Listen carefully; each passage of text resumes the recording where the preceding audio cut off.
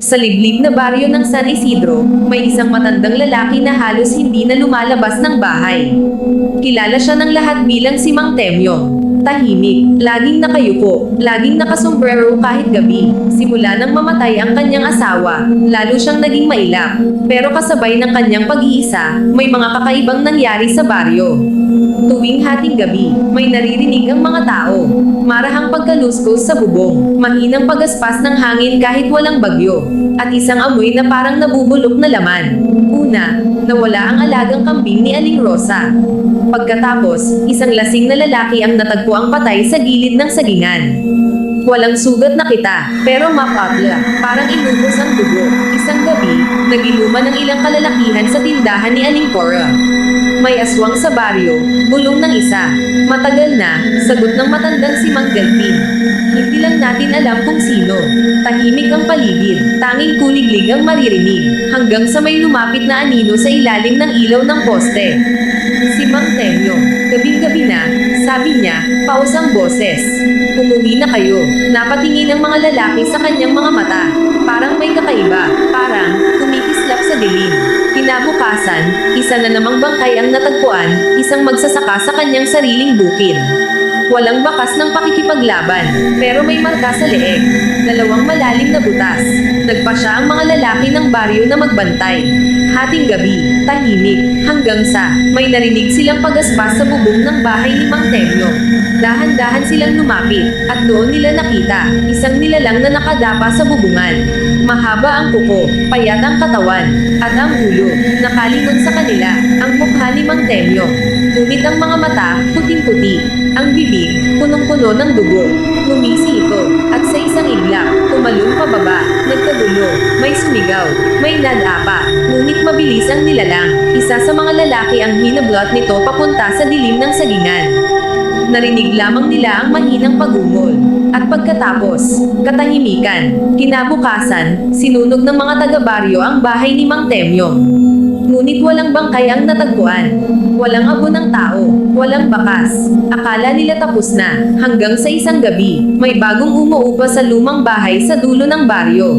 Isang matandang lalaki, tahimik, laging nakasombrero, at tuwing hating gabi, may naririnig na namang pagaspas sa bubong. Hindi na ito gaya ng dati na mahina lamang. Mas mabigat, mas mabagal, parang may gumagapang na mabigat ang katawan. Ang bagong umuupa sa lumang bahay sa dulo ng baryo ay nagpakilalang si Mang Severino. Tahimik, magalang, ngunit bihira ngumiti. Kapag tinatanong kung saan galing, iisa lamang ang sagot niya. Sa malayo, walang apelyido, walang kamag-anak, walang nakakaalam kung saan siya tunay na nagmula. Isang gabi, nagising si Aling Cora sa malakas na tahol ng mga aso. Isa-isa, hanggang sa biglang tumahimik, walang alulong, walang kaluskos, katahimikan. Kinabukasan, may natagpo ang dugo sa ilalim ng bahay ni Mang Severino. Hindi marami, pero sariwa, nagpulong muli ang mga kalalakihan ng baryo. Hindi ba't ganyan din noon? Bulong ni Mang Delphin. Walang gustong magsalita, lahat sila ay may parehong iniisip. Huwag na sanang maulit.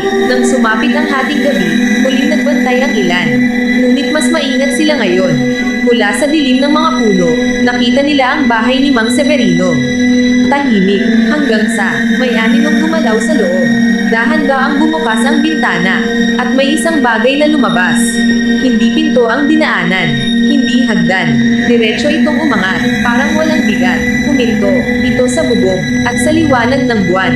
Nakita nila ang mukha, hindi si Mang Temyo, ngunit pareho ang mga mata.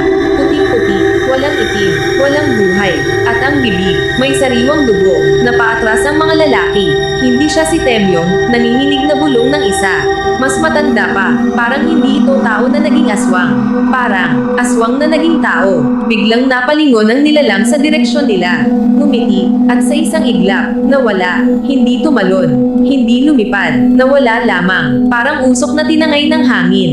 Kinabukasan, wala na si Mang Severino.